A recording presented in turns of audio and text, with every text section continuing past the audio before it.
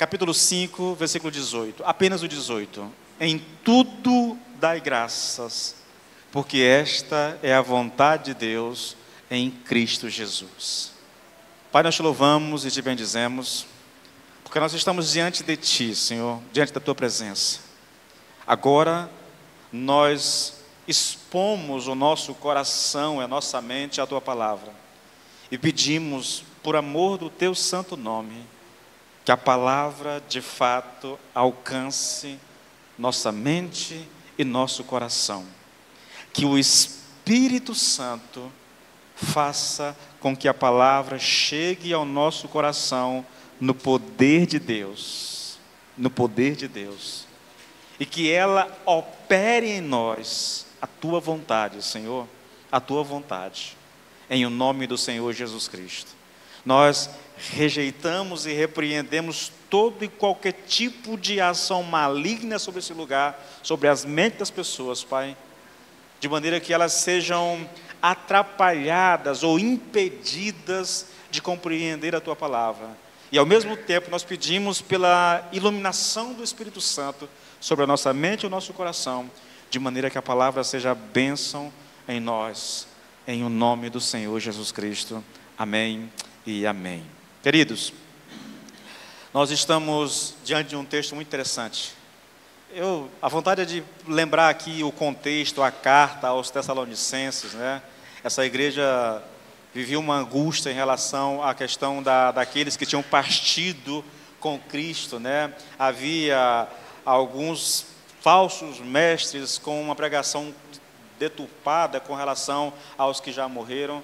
Havia uma certa angústia no coração dessa igreja, uma certa tristeza, porque eles achavam que Cristo já tinha voltado, e eles tinham ficado. Um negócio complicado, que eu não vou me ater aqui, porque senão eu perco o tempo da ministração. Mas Paulo diz para essa igreja: em tudo dai graças, porque esta é a vontade de Deus em Cristo Jesus. Então eu quero aqui, muito rapidamente, entrando direto no texto, perguntar e ao mesmo tempo responder, né? O que significa dar graças a Deus em tudo, querido? Paulo está dizendo, em tudo dai graças. O que significa isso? A expressão aqui, em tudo, queridos, ela significa em todas as circunstâncias. O texto está dizendo que nós devemos dar graças a Deus em todas as circunstâncias. As coisas estão indo bem? Dê graças a Deus. As coisas estão indo mal? Dê graças a Deus. É essa a exortação aqui de Deus para a igreja, para nós hoje, tá? Não só para aqueles irmãos há mais de 2000 anos atrás, mas para nós como igreja hoje. Em tudo dai graças, seja um tempo de bonança, seja um tempo de crise, nós devemos dar graças, querido. Dar graça, irmãos, significa viver satisfeito com o que nós temos e com o que nós somos, independentemente das circunstâncias pelas quais a gente está passando. É uma mensagem extremamente desafiadora para nós, tá? Não é uma coisa que dá para ficar apenas no discurso. É mais ou menos a letra que nós cantamos agora há pouco, entendeu? Não importa se há gado no curral, não importa se as coisas estão bem, tem que haver nos meus lábios um cântico de adoração ao Senhor. Esse texto me lembra muito, irmãos, a gente está estudando isso nas células, Filipenses 4, eu vou ler aqui agora, e se o tempo me permitir, lá no final eu vou entrar um pouquinho nesse texto, tá bom? Mas olha só, é muito parecido o texto, tá? Ainda que aqui em Filipenses seja mais completa a orientação. Filipenses 4, versículo 10 até o 12, na verdade até o 13. Paulo diz assim: fiquei muito alegre no Senhor, porque agora, uma vez mais, renasceu o cuidado que vocês têm por mim. Na verdade, vocês já tinham esse cuidado antes, só que lhes faltava oportunidade de manifestar esse cuidado, né? Digo isso não porque eu esteja necessitado, porque eu aprendi a viver contente em toda e qualquer situação. Sei o que é passar necessidade e sei também o que é ter em abundância. Aprendi o segredo de toda e qualquer circunstância, tanto de estar bem alimentado como de ter fome, tanto de ter em abundância como de passar necessidade, tudo posso naquele que me fortalece. Paulo está dizendo exatamente isso aqui. Em tudo eu aprendi a dar graças a Deus. Em tudo, em todas as circunstâncias, eu dou graças a Deus. Eu estou contente, eu estou satisfeito com o Senhor, independentemente das circunstâncias que eu estou vivendo. Uma outra coisa a respeito desse texto, querido, quando Paulo diz, em tudo dai graças, o dar graças aqui é um mandamento. Mandamento. Não é um pedido, não é uma sugestão. Não é que o apóstolo está sugerindo à igreja, olha, se vocês puderem, deem graças. Não, não, não. Ele não está pedindo, olha irmãos, por amor de Deus, dê graças. Não, não. Ele está dando uma ordem, querido. Dar graças aqui é uma expressão grega. O texto grego, eu vou ler como está escrito, né? Como a gente translitera, na verdade. Isso aqui é uma transliteração. Eucaristeitei é a palavra grega, a expressão grega para dar graça. Ela é um verbo, e é um verbo que está na voz ativa, ou seja, você precisa fazer, é você que faz, não é algo passivo, não é o que acontece com você, é algo que você tem que fazer, mas não só está na voz ativa, mas ela também está no modo imperativo. Um verbo no modo imperativo diz que isso é uma ordem. Deus está ordenando à sua igreja que em tudo, em todas as circunstâncias, ela deve dar graças. Interessante isso, né? Isso me diz duas coisas. Na verdade, uma coisa só, bem importante, querido. Isso me diz que é possível a nós, hoje, em pleno século 21, a despeito da circunstância que eu esteja vivendo, eu posso dar graças ao Senhor.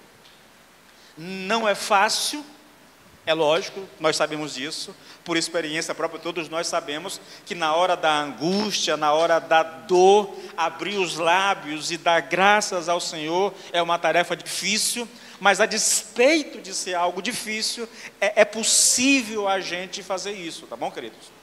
Agora eu chamo sua atenção para uma outra coisa interessante. É um mandamento, em tudo dai graças. Agora, olhe para esse texto e se pergunte, quais são os pecados que são proibidos por esse texto? Em tudo eu devo dar graça. Que tipo de pecado está sendo proibido aqui? Isso é muito interessante, querido. É você olhar o texto de maneira um pouco diferenciada, entendeu? Vamos lá. A primeira coisa, querido, que me vem à mente aqui é o pecado da murmuração. É o queixar-se, é o resmungar de alguma coisa, entendeu? É o se lamentar de alguma coisa. Uma pessoa que vive murmurando, ela não consegue dar graças.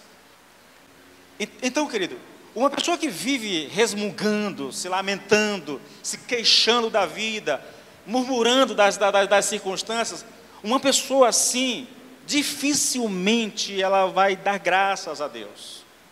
Porque é uma característica do ser humano. Ou eu aprendo, escute bem isso, ou eu aprendo, e eu digo isso, querido, porque houve uma época na minha vida em que eu tive uma percepção muito clara em relação a isso. Vou citar daqui a pouco o texto, né?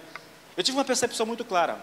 Toda vez que você pensa numa vida vitoriosa na Bíblia, toda vez que você pensa na plenitude do Espírito Santo, no fluir do Espírito Santo na vida de alguém, isso está associado com palavras. Palavras. É muito simples, né? Jesus já disse, a boca fala daquilo que o coração está cheio.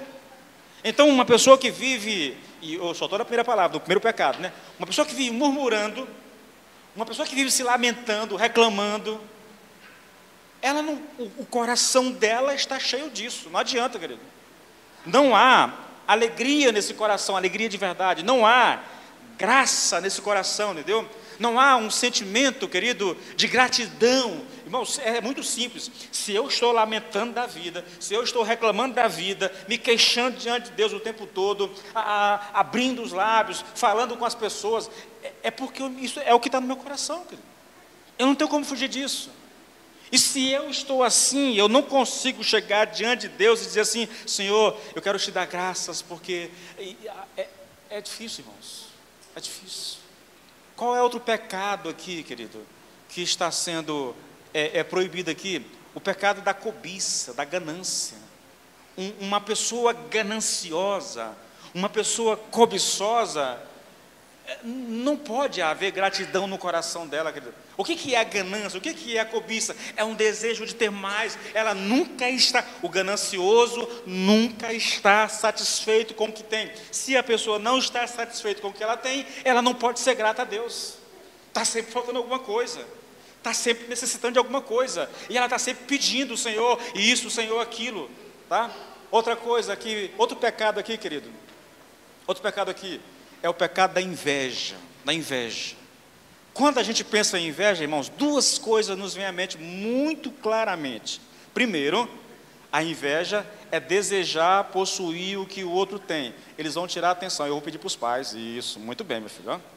Pedir para os pais, porque tira a atenção das pessoas, querido, tá bom? É uma distração, na verdade. Se é para sacrificar alguém, a gente sacrifica o pai, tá? Ou a mãe. Tá bom? Tira, porque aí tira a atenção. Escute isso aqui, querido. Inveja significa, primeiro, desejar o que o outro tem. Há um sentido em que a inveja dessa forma, manifesta dessa forma, ela pode até ser boa. Porque eu olho para o meu vizinho e eu vejo o meu vizinho prosperando e eu digo: eu também quero isso para mim. E eu posso até mesmo, dependendo da minha índole, eu posso batalhar, eu posso, sabe, lutar por aquilo que eu quero, eu posso me esforçar. Então a inveja nesse sentido, ela pode até me mover a fazer alguma outra coisa. Agora tem um tipo de inveja que é maligno ao extremo, querido. É a inveja que ele não quer o que o vizinho tem. Ele se contentaria só em saber que o vizinho não tem. Eu não tenho, ele também não tem. Isso é um tipo de inveja maligna, irmãos, doentia. Querido, se você sofre com isso, eu te dou um conselho pastoral: procure ajuda o mais rápido possível, porque isso é um estado terminal. É sério, irmãos. Outra coisa, a insatisfação, o pecado da insatisfação, que é descontentamento aqui. A crítica, alguém muito crítico, alguém que olha para as coisas e não consegue ver graça em nada e fica criticando isso, e o irmão está feliz, mas ele está insatisfeito, ele está achando um motivo para criticar, para falar mal, isso manifesta um coração doente, irmãos, e um coração assim não consegue ser grato ao Senhor. É um negócio curioso. Deixa eu te dar dois exemplos. Primeiro, o pecado aqui da murmuração. Olha como é que funciona isso, irmãos. Olha, Êxodo 16, a partir do versículo 2 diz assim: toda a congregação dos filhos de Israel murmurou contra Moisés e Arão no deserto. Os filhos de Israel disseram a Moisés: quem nos dera tivéssemos morrido pela mão do Senhor na terra do Egito, quando estávamos sentados junto às panelas de carne e comíamos pão à vontade, pois vocês nos trouxeram a esse deserto a fim de matarem de fome toda essa multidão. Estão murmurando, estão se queixando, estão resmungando, entendeu?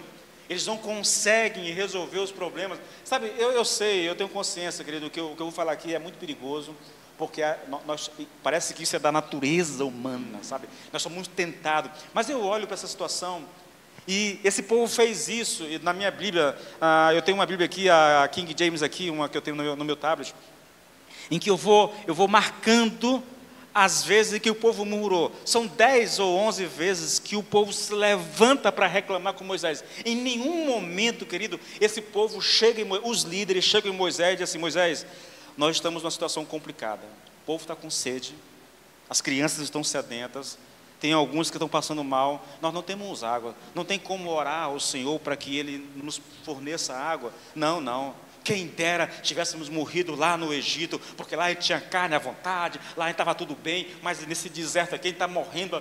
É reclamação, sabe? É murmuração, na verdade. É um coração, querido, carregado desse sentimento maligno, sabe? De reclamação, de murmuração, de resmungar. Não consegue chegar no líder. E quando eu digo que isso é perigoso, porque às vezes a gente faz isso, né?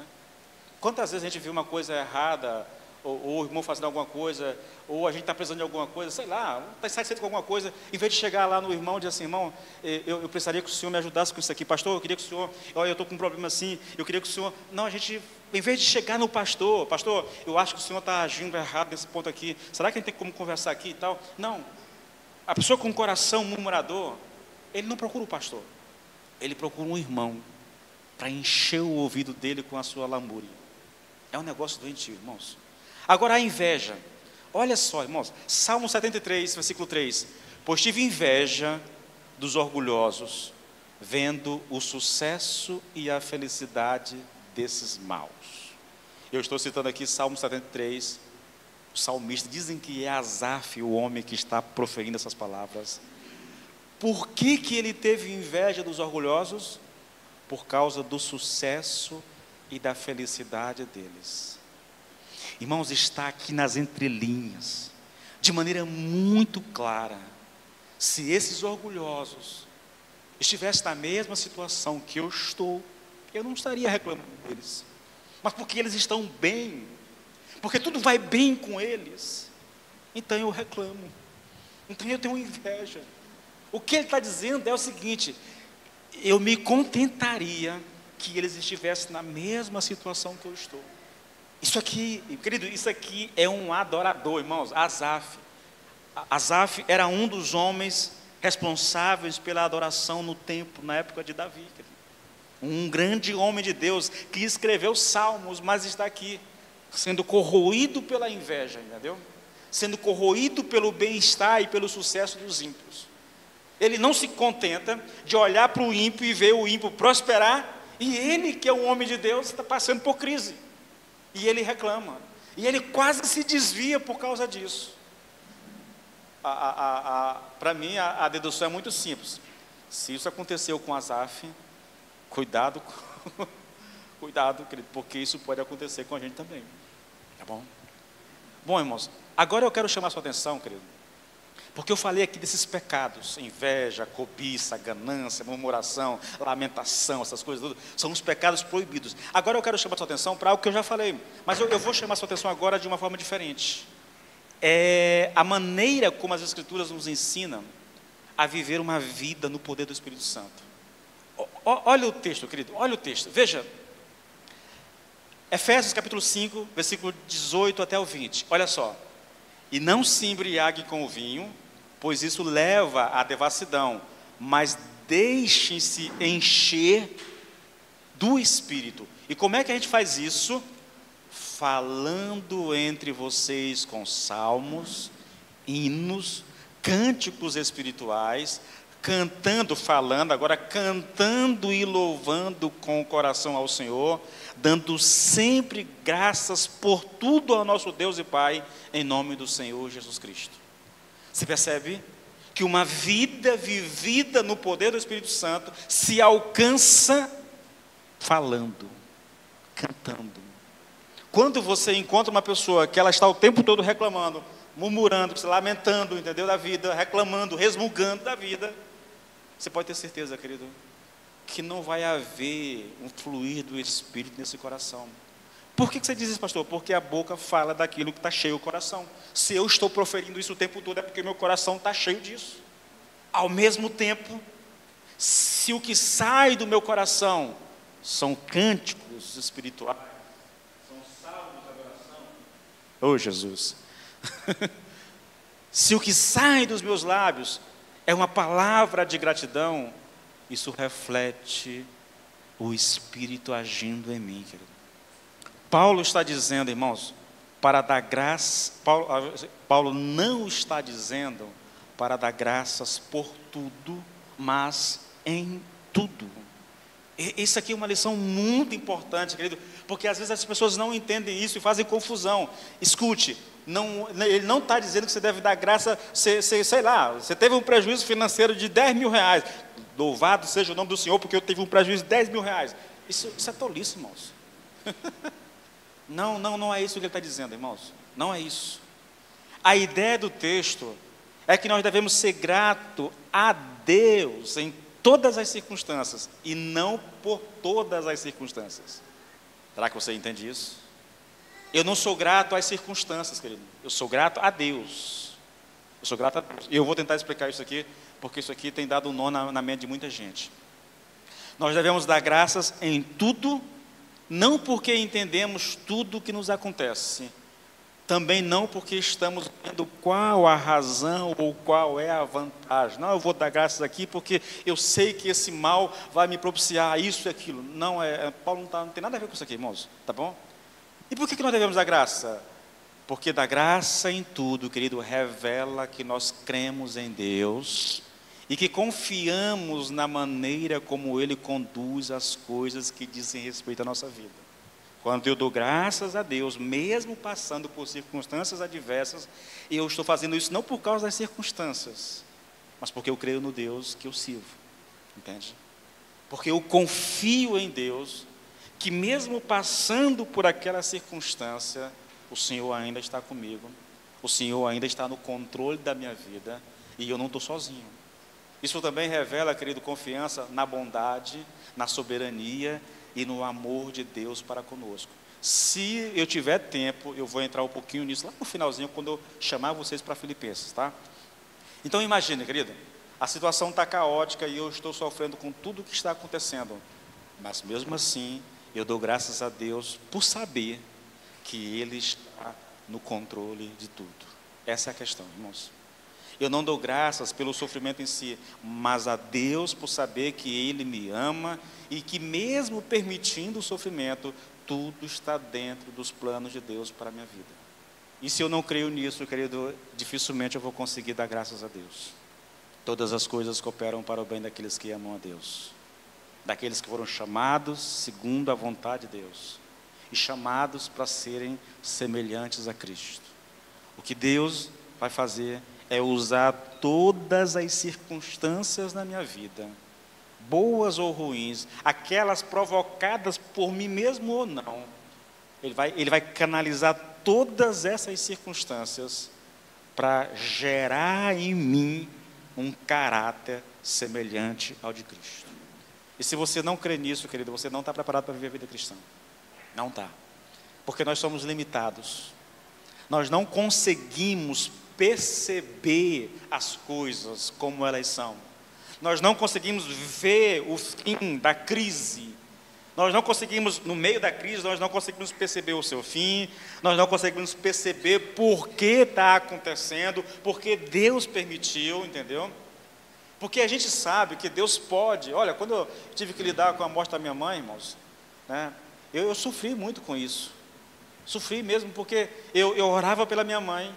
E eu tinha consciência de uma coisa, irmãos, isso aqui não é mentira. Eu tinha consciência e plena certeza de que Deus poderia curar a minha mãe a qualquer momento. Bastaria uma palavra de Deus e Ele curaria a minha mãe de todos os males. Eu não tinha dúvida disso, assim como hoje, querido, eu não tenho dúvida em relação ao poder de Deus para curar, para mudar as circunstâncias. A grande questão minha é: será que Deus é a vontade de Deus fazer isso? E eu tive que lidar com isso. Chegou um ponto em que eu disse para Deus: Senhor, se não é tua vontade curar, então leva logo. Não deixa ela passar pelo que está passando. Essas orações são perigosas, irmãos, porque a gente ora e Deus atende. E leva, entendeu?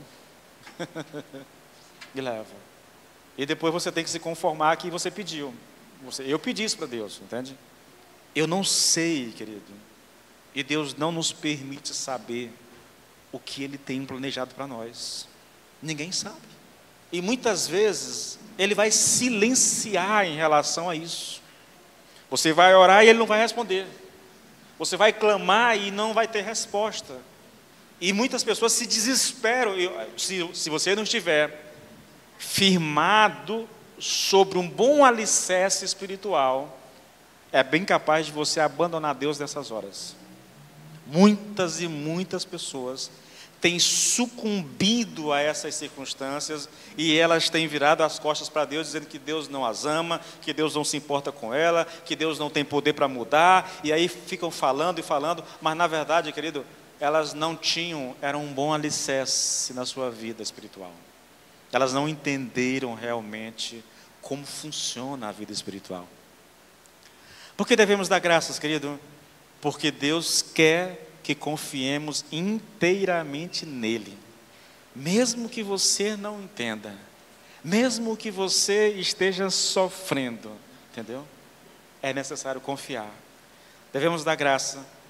E aí eu respondo agora de acordo com o texto, porque essa é a vontade de Deus para nós. É o que Ele quer que eu faça. Você está vivendo uma crise, está passando por uma luta terrível, as coisas deram errado para você. Estou lembrando do Rodrigo, meu filho, ontem eu fiquei com dó de ti, entendeu? Sério. Os irmãos até apareceram, mas eu tenho certeza que faltou muito convidado ontem para ter o chá de panela. Falei para a Bianca e para a Mariana, ninguém tem culpa. Só se a gente processar a Energisa, porque coisa, já estragou o casamento da Bianca, quase estragou o casamento da Bianca, agora estragou o chá de panela do Rodrigo. Porque, irmãos, que situação complicada, querido. A gente está em casa e está angustiado, porque, meu Deus do céu, está marcado para 7 horas, mas 7h30 e não tem energia, irmãos. Não tem energia. Você fica, o que se faz numa situação como essa, entendeu? Ou você confia em Deus, que Ele tem os planos dele, diferente dos nossos, e que às vezes não, que os planos dele sempre são melhores do que o nosso, e você se contenta com isso, ou você permite que o seu coração seja corroído pela murmuração. Não tem muito o que fazer. Vai brigar com quem? Entende? Bom, como é possível viver esse mandamento, irmãos? Essa é a parte mais importante da ministração. Como eu posso viver isso na prática, irmãos? Na prática. Se você voltar para o texto lá, eu li o versículo 18. 1 Tessalonicenses 5,18. Mas se você voltar um pouquinho antes, no versículo 16 e no 17, você tem uma noção do contexto em que essas palavras estão inseridas. Paulo diz no 16, estejam sempre alegres. E no 17 ele diz, orai sem cessar. Se você observar, querido, esse mandamento ele está cercado de outros mandamentos, que no meu entendimento explica como é possível dar graça em tudo. Nós estamos falando aqui, querido, de alguém, sabe, de um relacionamento íntimo com Deus, de alguém que está vivendo isso intimamente com Deus, de uma coisa que é permanente, entendeu? De alguém que está vivendo no poder do Espírito Santo, que aprendeu a confiar plenamente na soberania de Deus sobre os acontecimentos. Se você não tem isso em mente, querido, e novamente, esse texto, ele é só Paulo está apenas, ou ele está replicando aqui Filipenses, ou ele está replicando lá em Filipenses, não importa, mas os dois textos estão tão conectados que um explica o outro, irmãos. E aí eu volto contigo para Filipenses, porque eu acho esse texto, irmãos, para mim, é um dos textos mais fascinantes da Bíblia, no que diz respeito ao viver na prática o cristianismo. Vou voltar para o texto novamente, olha, Filipenses 4, versículo 10 até o 13. Fiquei muito alegre no Senhor, porque agora, uma vez mais, renasceu o cuidado que vocês têm por mim. Na verdade, vocês já tinham esse cuidado antes, só que lhes faltava oportunidade. Digo isso não porque eu esteja necessitado, porque eu aprendi a viver contente em toda e qualquer situação. Irmãos, ele aprendeu a viver contente em toda e qualquer situação. Sei o que é passar necessidade e sei também o que é ter em abundância. Aprendi o segredo de toda e qualquer circunstância, tanto de estar bem alimentado como de ter fome, tanto de ter em abundância como passar necessidade. Tudo posso naquele que me fortalece. Esse é o segredo. Esse é o segredo. Tudo posso naquele que me fortalece. Como que o Paulo aprendeu isso? Nós estamos estudando isso na célula, tá?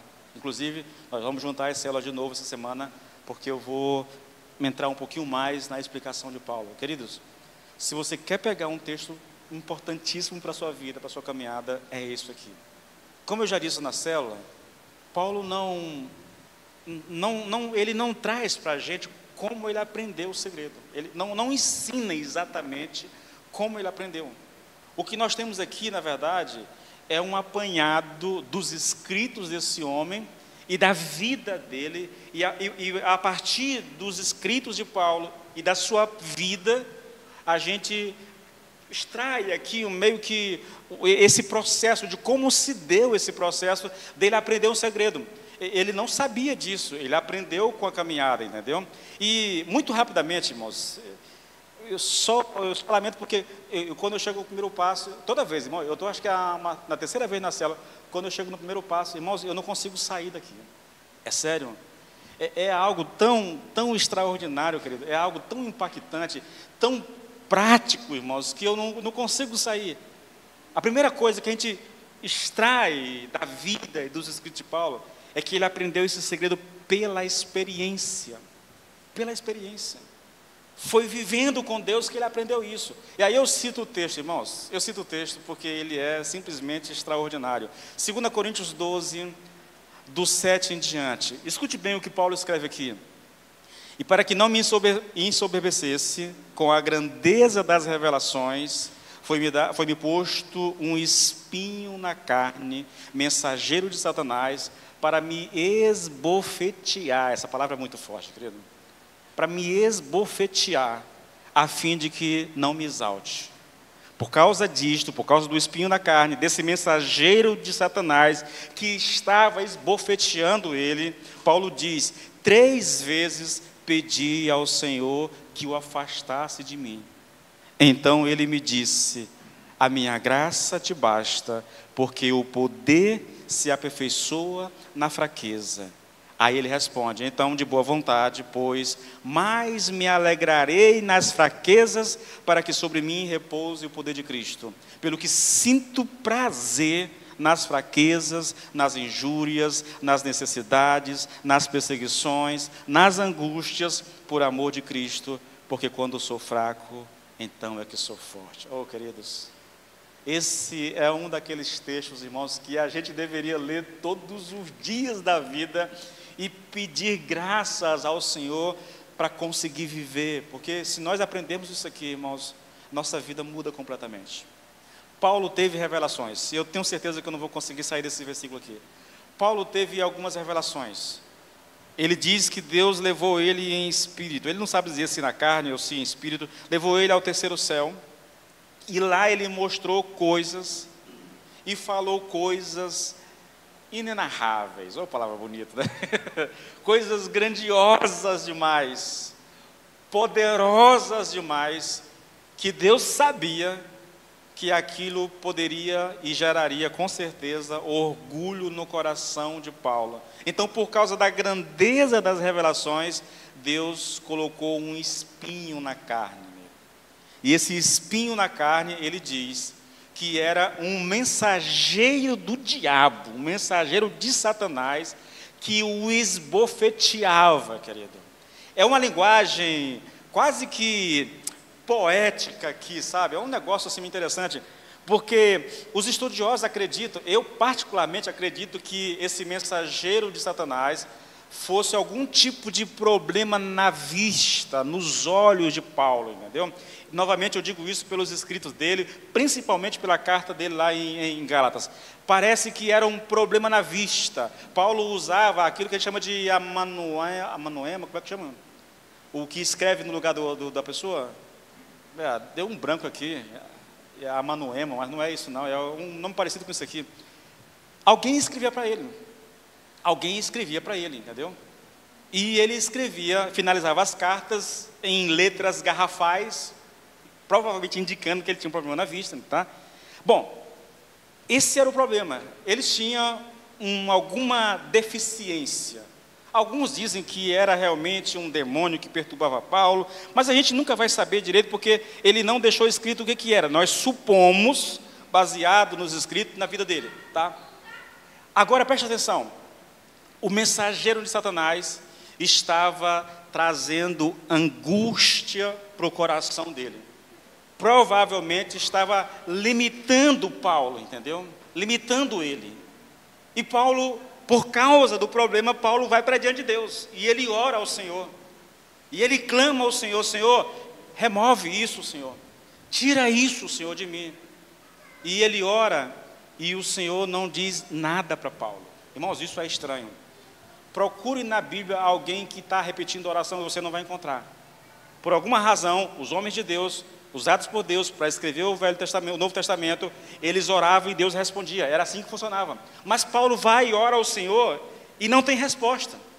O tempo passa e não há nenhuma resposta. Depois Paulo volta de novo, por causa da incomodação, da dor provavelmente, da limitação de alguma coisa. Paulo volta de novo e diz: Senhor, por favor, cura-me.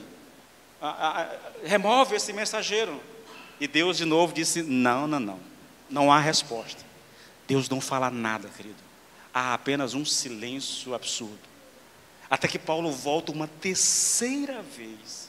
E na terceira vez que Paulo vai diante do Senhor outra vez, agora o Senhor diz para ele: eu não vou remover, eu não vou te curar, eu não vou afastar esse espírito na carne. Você vai ter que conviver com ele. Só que aí Deus ensinou algo para Paulo, irmãos. Por que Deus não removeu, querido, aquilo? Porque aquilo, de alguma forma, enfraquecia Paulo. Aquilo, de alguma forma, limitava esse homem de Deus. E, irmãos, aqui tem umas lições assim que são tão excepcionais, querido. Muitas vezes, irmãos, muitas vezes, Deus permite a gente passar por lutas, por crises, por dificuldades. E a gente, por ser gente, né? Veja, Paulo não se contentou. Orou uma vez, Deus não respondeu, ele volta de lá e Deus não responde, ele vai de novo até que Deus fala com ele. Agora Deus respondeu. E a resposta de Deus foi: não vou remover. Tá. Muitas vezes Deus permite isso conosco. Você está passando por uma crise, por um problema. Aquilo está te consumindo por dentro, aquilo está causando dor, aquilo está causando sofrimento. E você ora a Deus e não tem resposta. E você busca a ajuda de alguém, pede o conselho de alguém, pede para alguém orar por ti. E as pessoas se envolvem no teu problema, mas não tem resposta, querido. E você começa a entrar em desespero. Muitas vezes, querido, escute bem o que eu vou te dizer. Muitas vezes, esse problema está sendo causado por Deus, com uma finalidade. Foi isso que Deus ensinou para Paulo. Paulo, eu não vou remover o espinho na carne. Sabe por quê? Porque quando você estiver fraco, aí é que você vai ser forte. Irmãos, que lição é essa, querido? Quando você não tiver mais nada que fazer, quando você tentar tudo e nada der certo, quando você desanimar, quando você se desesperar, que você abrir mão de tudo e dizer: Senhor, eu não sei mais o que fazer, agora está nas tuas mãos, aí sim, aí, querido, aí você está dando a Deus a oportunidade de agir na tua vida. É quando você não sabe o que fazer, é quando você já tentou de tudo e nada deu certo, é quando você já se desesperou e já chorou diante do Senhor e nada acontece. Então é nessa fraqueza que você de fato é forte. Sabe por quê? Porque é quando a gente chega no fundo do poço que a gente diz: Senhor, me ajuda. Irmãos, irmãos, essas coisas são tão... Eu vou falando isso e me dá um medo, meu Deus do céu, porque pense na luta, querido. Pense no desespero. Se você passou por isso, você sabe exatamente do que eu estou falando. Da angústia. O coração acelera e você pensa em 1001 formas de resolver e vai e faz isso e faz aquilo e nada dá certo, e ora e nada acontece, e chora e Deus parece que está surdo, parece que está cego, não vê nada, não fala nada, está em silêncio. Muitas vezes Deus faz isso propositalmente para nos levar a depender dele. Por quê? Porque é na fraqueza que nós somos fortes. É quando nós não temos mais nada que fazer que nós nos apegamos ao Senhor de verdade, de verdade. Então nessas horas, querido, porque nós estamos agora sim confiando em Deus, nós já vimos que não funciona, tudo que a gente pensou não funciona, tudo que a gente tentou não funciona, agora eu só tenho uma alternativa, é me agarrar com Deus. Então é nessa hora que você é forte. Deus diz para Paulo: Paulo, o meu poder se aperfeiçoa na fraqueza. Irmãos, quando Paulo ouviu isso, quando Paulo captou a mensagem de Deus, olha o que ele diz, irmãos. Senhor, já que é assim, então de boa vontade, mais me alegrarei nas fraquezas, para que sobre mim repouse o poder de Cristo. Pelo que sinto prazer nas fraquezas, nas injúrias, nas necessidades, nas perseguições, nas angústias, por amor de Cristo. Porque quando eu sou fraco, então é que eu sou forte. Aqui um homem despojado de tudo que se possa imaginar, queridos. Mas o interessante não é só que Paulo diz isso, porque é fácil. Irmãos, é muito fácil eu vir pregar aqui e falar com autoridade, mas outra coisa é eu viver isso aqui. E Deus tem me dado assim o privilégio, o doloroso privilégio, querido, de experimentar esse tipo de angústia, do desespero de não saber o que fazer, de procurar uma resposta e não ter, sabe?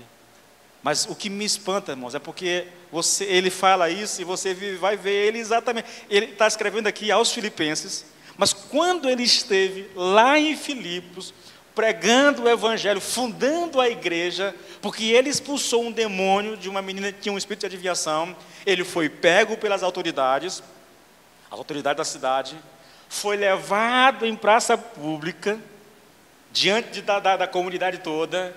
Ali ele é despido, as roupas são arrancadas fora, e os romanos, querido, batiam com varas, entendeu? Com varas.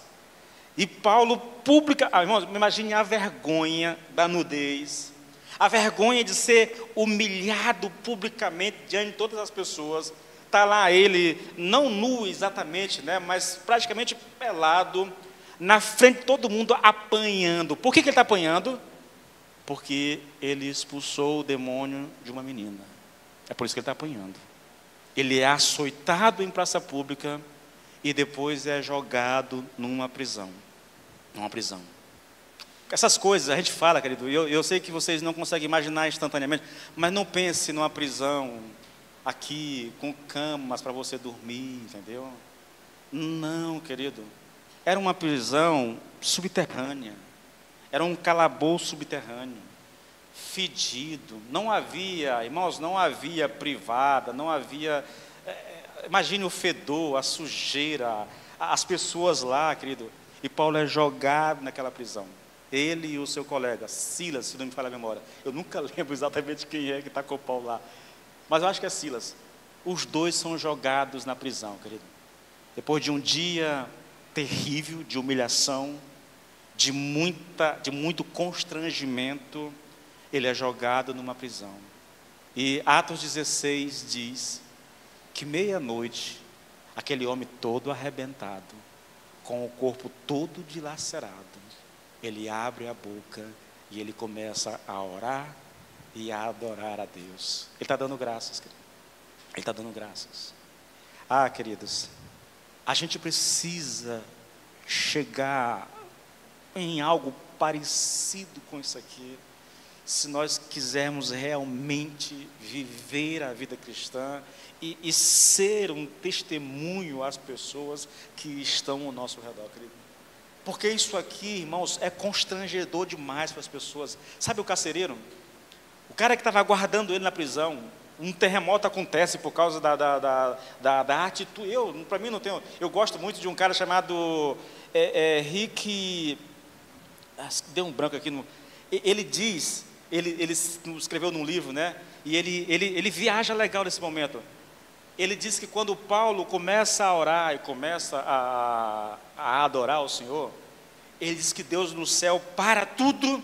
Ele chama os anjos, ele chama os querubins, os serafins e tudo, e vem para cá todo mundo, veja o que está acontecendo. Irmãos, é bem interessante, a maneira como ele ilustra é muito interessante, porque de fato, querido, aquela atitude é uma atitude para paralisar o inferno, é para paralisar o céu, é para paralisar tudo, porque um homem que vive naquela dimensão, um homem que conhece a Deus nessa dimensão, querido, ele é imbatível, irmãos, ele é imparável. Eu vi alguém, li de alguém agora falando sobre Paulo, que Paulo era o terror do inferno. Nenhum homem tocou tanto terror no inferno como Paulo. Por quê? Porque ninguém conseguia pará-lo, irmãos. Não importa, querido, lá em Tessalônica, né? Em Tessalônica, ele estava pregando o evangelho e pegaram Paulo, levaram para fora da cidade, apedrejaram o camarada a ponto de deixar ele como morto no chão, né? Quando as pessoas saíram de lá, os seus colegas chegaram lá, os discípulos chegaram lá, Paulo se levantou, sacudiu a roupa, irmãos, e desceu para Bereia imediatamente. E quando ele chega em Bereia, todo apedrejado, todo arrebentado, ele vai pregar o evangelho. Ninguém parava aquele homem. Por quê, querido? Por que isso? O que tinha de mais na vida de Paulo? O que tinha de especial em Paulo que nós não temos? Queridos, ele conhecia Deus. Ele conhecia a Deus de verdade. Ele não tinha um conhecimento intelectual de Deus. Ele não apenas tinha ouvido falar das grandezas de Deus, do poder de Deus. Não. Ele conhecia a Deus verdadeiramente. E esse é o nosso grande desafio como homens e mulheres de Deus. Conhecer Deus. Se nós quisermos dar graças em tudo, nós precisamos conhecer Deus, querido. E não é um conhecimento intelectual, irmãos. E não é esse conhecimento de ouvir falar, irmãos. Você lembra lá de Jó? Senhor, eu te conhecia só de ouvir falar, mas agora os meus olhos te viram. É esse conhecimento. O que falta para nós, querido, por isso que eu estou tão ansioso pelo retiro, irmãos. Por isso que eu só lamento que o tempo é muito curto, na verdade, porque a gente precisa de mais tempo. Mas mesmo assim eu estou ansioso. Porque a intenção é essa busca. Nós teremos ali 24 horas, irmãos, e fora ali as 6 horas de sono, o restante do tempo, nós estaremos buscando ao Senhor ininterruptamente, sem celular, sem brincadeira, sem nada, apenas mergulhado na presença do Senhor, clamando a Ele por uma visitação. É isso, irmãos. É apenas isso que eu busco, que eu quero, que eu estou ansioso por experimentar. É esse conhecimento de Deus, querido, que me capacita a viver acima das circunstâncias. Porque se sem isso, querido, nós caímos nessa vala comum. Nós vamos à igreja, a gente lê a Bíblia, mas a gente murmura também, sabe? A gente reclama também. É uma preguiça de ir para a igreja. Se veio no sábado, quando chega no domingo, eu fui na igreja ontem, hoje eu vou tirar uma folga. É essa vidinha religiosa, onde o viver cristão parece um fardo pesado que a gente está carregando, doido para se libertar dele, mas tem medo do inferno. E por isso a gente continua carregando esse fardo, querido. Não há alegria, não há prazer, não há vida de Deus pulsando dentro de nós, irmãos.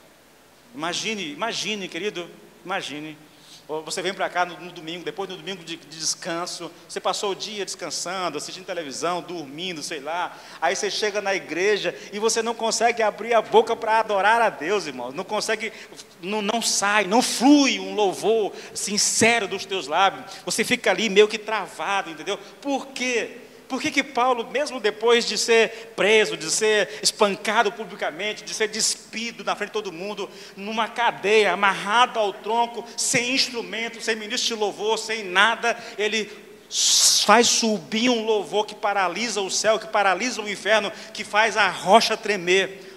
Por quê, querido? O que há de diferente na verdade? É porque a gente não conhece a Deus como deveria conhecer. Não há outra explicação, irmãos. Não há outra explicação. Nós não conhecemos a Deus como nós deveríamos conhecer. Muito do nosso conhecimento é superficial. Muito do nosso conhecimento ele está apenas aqui, alojado aqui. Eu sei, eu tenho muitas informações. Eu já li a Bíblia, eu já ouvi muitas pregações. Mas nada disso mexe comigo. Nada disso muda o meu coração. Nada disso afeta as minhas ações. Em outras palavras, querido, isso é religiosidade. E olha que tem muitas pessoas religiosas que fazem coisas demais. Eu queria, querido, convidar você a se permitir. Alguém vai ajudar o Alex, aí eu ajudo o Alex lá.